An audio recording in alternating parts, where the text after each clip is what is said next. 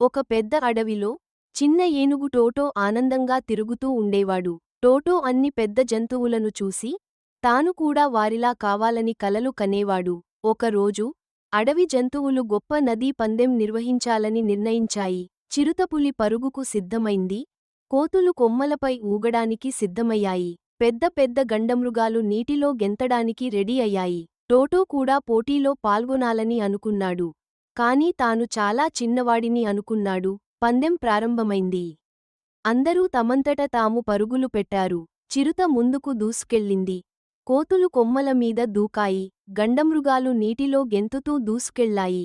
కాని టోటో మాత్రం వెనుకబడ్డాడు. టోటో పరుగెడుతూ ఉండగా ముందున్న చెక్క వంతెన విరిగిపోతుందని గమనించాడు. పెద్ద జంతువులు దానిపై నడిస్తే వారు లోతైన నదిలో పడిపోతారు. టోటో తెలివిగా ఆలోచించి చిన్న రాళ్లను తీసుకొని నదిలో వేయడం ప్రారంభించాడు. ఒక్కొక్కటిగా పేర్చి ఒక బలమైన మార్గం రూపొందించాడు. జంతువులు సురక్షితంగా నదిని దాటి టోటోను ఆశ్చర్యంగా చూశాయి. నీవు చిన్నవాడివైనా నీ తెలివి చాలా గొప్పది అని గుడ్లగూబ అన్నది. అందరూ సంబరంగా టోటోను అభినందించారు. ఆ రోజు నుంచి టోటో అడవిలో ధైర్యవంతమైన ఏనుగుగా మారిపోయాడు. అతని తెలివితేటలు, ధైర్యం అందరి హృదయాల్లో చిరస్థాయిగా నిలిచిపోయాయి. అందరూ కలిసి టోటోకు ఒక గొప్ప విజయోత్సవం నిర్వహించారు.